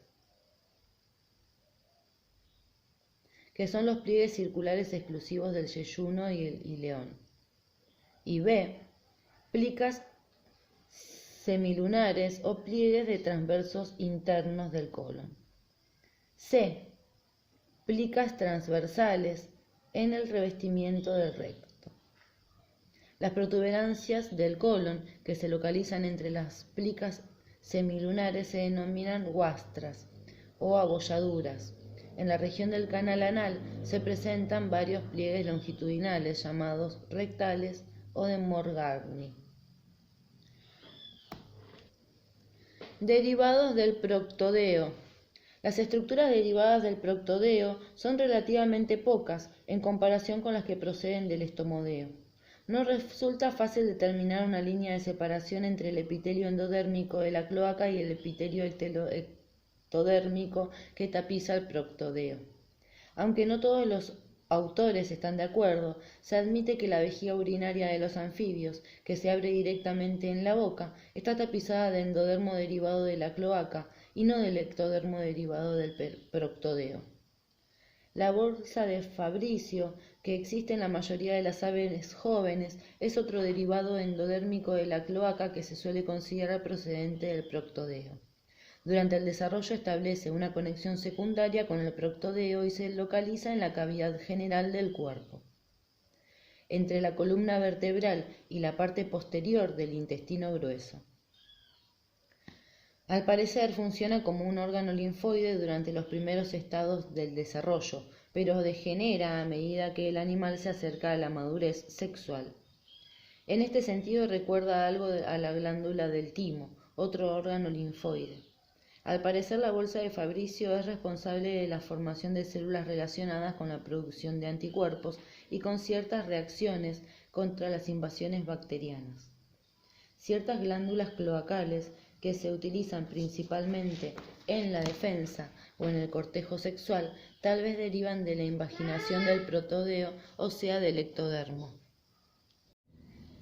Hígado. El hígado es una importante glándula digestiva, aunque su principal función es el procesamiento de las materias alimenticias digeridas y absorbidas por el cuerpo. Allí se sintetizan las proteínas y se modifica la composición de las grasas. La mayor glándula del cuerpo es el hígado. Durante el desarrollo embrionario se origina a modo de un crecimiento de la pared endodérmica del intestino primitivo, la región de la cual se forma el hígado se transforma en una porción duodenal del intestino delgado. El hígado, propiamente dicho, consta de un gran número de lobulillos formados por láminas de células que se ramifican, las trabéculas hepáticas, separadas entre sí por pequeñas lagunas sanguíneas o sinusoides. Entre estas células corren los estrechos canálicos biliares que se anastomosan entre sí y van a parar a los conductos biliares más anchos. Y finalmente se unen para formar el conducto hepático. En las personas hay una disposición típica de estas partes. Del hígado salen dos conductos principales, uno del lóbulo derecho y otro del izquierdo, que luego se unen formando un solo conducto hepático. La vesícula biliar, en la que se almacena la bilis secretada por el hígado, es un órgano piriforme, de cuya parte más estrecha sale el conducto cístico, que se une al conducto hepático para formar el conducto biliar común o conducto colédoco, que desemboca en el duodeno. El orificio común de los dos conductos se abre en la papila duodenal o ámpula de Vater. El conducto pancreático principal, conducto pancreático ventral, conducto de Wisung, se une al conducto biliar común un poco antes de entrar en el duodeno. El corto trayecto común a los conductos pancreático y biliar se dilata, formando el ámpula de Vater. La porción preampular del conducto biliar está engrosada por un músculo que forma el esfínter de Boyden. El ámpula Está rodeada por otro músculo menos fuerte que el anterior y que abarca incluso la porción distal del conducto pancreático ventral formado por el esfínter de Oddi.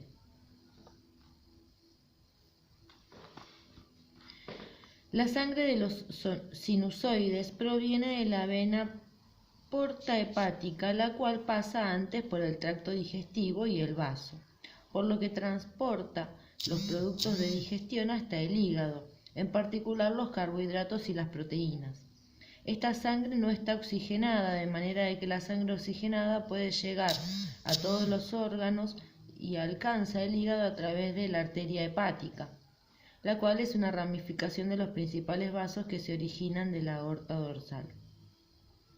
La red capilar de la arteria hepática se anastomosa con la vena porta hepática, a través de la cual entra la sangre oxigenada a los sinusoides.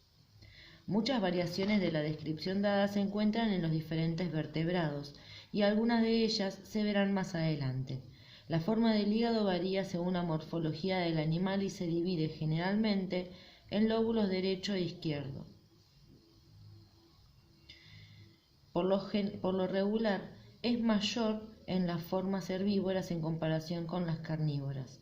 El hígado se mantiene en un sitio gracias a los pliegues del peritoneo, de los cuales el principal es el septum transversum, una estructura que en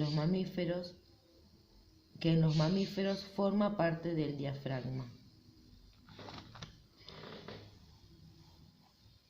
Anatomía comparada del hígado. En Amphioxus, aunque no existe un hígado verdadero en el Amphioxus, la presencia de esta estructura en los córdados superiores se puede anticipar en el Amphioxus debido a la existencia de una estructura ventral con forma de saco, hueca y proyectada hacia adelante, que surge del intestino justo atrás de la región branquial. El revestimiento de esta bolsa es un epitelio glandular ciliado que puede tener alguna función secretora o metabólica importante. Un sistema de venas que proviene del intestino se ramifica en capilares hasta llegar a la bolsa, lo que anticipa, de alguna manera, la aparición de la vena porta hepática de las formas superiores. Ciclóstomos.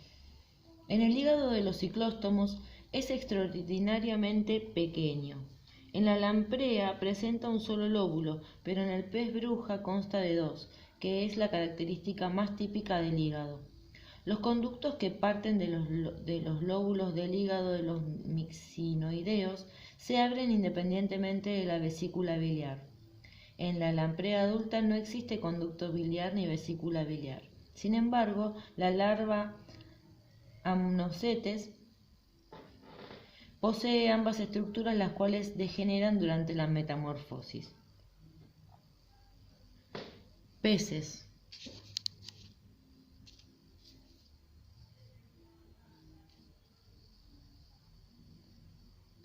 Peces.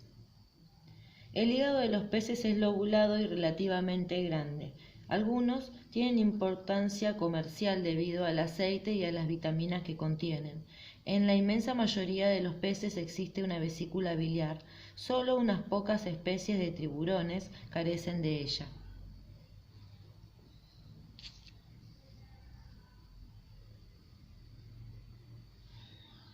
Anfibios.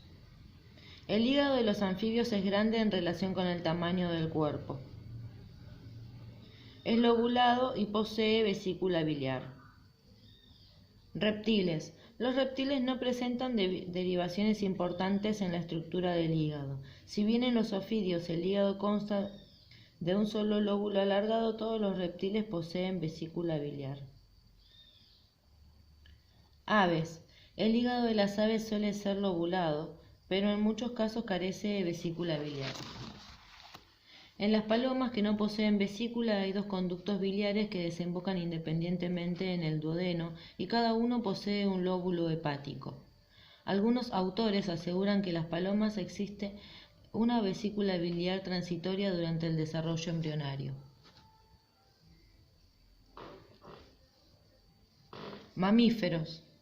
En la lobulación del hígado en los mamíferos existe una mayor variación que en los demás grupos. Los dos lóbulos principales suelen subdividirse en unidades más pequeñas, que se disponen de modos diversos. En algunos mamíferos puede haber hasta 6 o 7 lóbulos. En las personas hay 5. En muchos mamíferos que carecen de vesícula biliar, como ocurre en ciertos roedores, cetáceos, írax, algunos ariodáctilos y todos los perisodáctilos. Páncreas. Después del hígado, el páncreas es la glándula digestiva más voluminosa. Procede del endodermo del tubo digestivo primitivo y de la misma región que da lugar al hígado. En la mayoría de los vertebrados se forma un divertículo pancreático dorsal y generalmente 1 o 2 ventrales. Las partes proximales de los divertículos forman los conductos pancreáticos. Las partes distales, por un complicado proceso de gemación, dan lugar a la masa principal del tejido pancreático. Los conductos experimentan diversos grados de fusión o reducción, de modo que resulta una gran variedad en cuanto a su número y distribución. Suelen subsistir 1 o 2 conductos, que pueden abrirse independientemente en el duodeno o unirse al conducto biliar. El principal de estos es el ventral, llamado conducto de Wisson, el cual se une al conducto biliar y ambos se abren juntos en el duodeno. Hay un conducto dorsal accesorio, que es el conducto de Santorini, al que se abre independientemente en el duodeno. El páncreas es un órgano impar de forma irregular y puede constar de varios lóbulos. Suele estar localizado en el espacio que queda entre el estómago y el duodeno. Los páncreas de ternera y oveja se venden en el mercado con el nombre de pajarilla. El páncreas tiene una doble función. Es una glándula exocrina y endocrina. La secreción exocrina se denomina jugo pancreático. Parte encargada de elaborar la secreción endocrina consiste en pequeños grupos de células denominados islotes de Langerhans, que en la mayoría de las especies se encuentran diseminadas por toda la glándula. No tienen relación con los procesos digestivos. Anatomía comparada del páncreas. En Amphioxus. No hay páncreas en Amphioxus, aunque se presentan células con características pancreáticas en el extremo cefálico del intestino. Ciclóstomos. En la lamprea adulta no hay un páncreas localizado, sin embargo existe un indudable tejido pancreático embebido en el interior del hígado y en la pared y tiflosole del intestino. Probablemente este presenta solo la parte endocrina del páncreas. El pez bruja posee un pequeño páncreas localizado cerca del conducto biliar, en el que desembocan independientemente varios conductos pancreáticos. Peces. En ciertos peces, dimnoos y muchos teleósteos, el páncreas está tan disperso que casi es irreconocible. En algunos la porción endocrina está separada del resto del páncreas y se denomina islote principal. Los elasmobranquios presentan un páncreas bien definido que consta de 2 lóbulos, dorsal y ventral, los cuales suelen estar conectados por un istmo estrecho. Hay un solo conducto pancreático que desemboca en el duodeno. Anfibios, reptiles y aves. En estas 3 clases de vertebrados el páncreas no presenta ninguna característica especial. Hay uno o varios conductos pancreáticos, los cuales pueden desembocar en el duodeno directamente a través del conducto biliar. Mamíferos. En los mamíferos suele haber 2 conductos pancreáticos, uno ventral que se abre en el conducto biliar cerca de del ámpula y otro dorsal que desemboca directamente en el duodeno, aunque su posición varía en las diferentes especies. En el caballo y en el perro ambos conductos son funcionales, pero en el gato, la oveja y las personas, el ventral es el único que suele ser funcional, mientras que el conducto dorsal está muy reducido. En el cerdo y la vaca persiste únicamente un conducto dorsal. En el gato existe a veces una vesícula pancreática en la que puede acumularse el jugo pancreático que luego se descarga en el intestino. de la misma manera que se descarga la bilis de la vesícula biliar. El jugo pancreático alcalino contiene grandes cantidades de enzimas que son sumamente importantes en la digestión. Resumen. El tubo digestivo está constituido según un mismo plan fundamental y funciona de manera similar en todos los vertebrados. Las numerosas variaciones que se observan pueden ser consideradas como adaptaciones de las necesidades particulares. Los signos de evolución no son tan patentes en el estudio del sistema digestivo como en los demás sistemas, pero en cambio son muy notables las desviaciones adaptativas que han ido operándose a partir del sencillo plan de organización. Entre los perfeccionamientos más importantes merecen ser destacados los siguientes. 1. La separación de la boca de las fosas nasales. 2. Cambio a la dentición heterodoncia. 3. Desarrollo de músculos en los labios y en la lengua. 4. Iniciación de la función digestiva por alguna de las glándulas bucales. 5. Separación neta entre el esófago y el estómago. 6. La función de almacenamiento del estómago se añade a la función digestiva. 7. En muchas formas se desarrollan estómagos complejos adecuados para la perfecta utilización del alimento ingerido. 8. Diferenciación del intestino en distintas regiones. 9. Tendencia al alargamiento del tubo digestivo. 10. Aumento de la superficie de absorción y secreción. 11. Diferenciación de la cloaca en el sentido de que se independizan las aberturas de los sistemas digestivo y urogenital.